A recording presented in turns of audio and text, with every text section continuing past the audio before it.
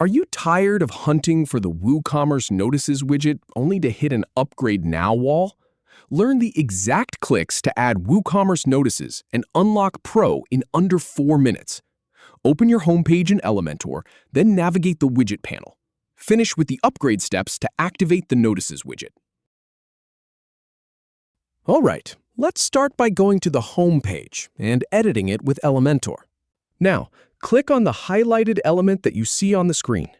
Then, go ahead and click on the next highlighted element as well. In the Elementor panel, click on Woocommerce to open the category. Then, click on Woocommerce again to expand its options. Now, select WooCommerce Notices from the list that appears. Click on the text that says Use WooCommerce Notices widget and dozens more pro features to extend your toolbox and build sites faster and better. Then, click on the Upgrade Now button.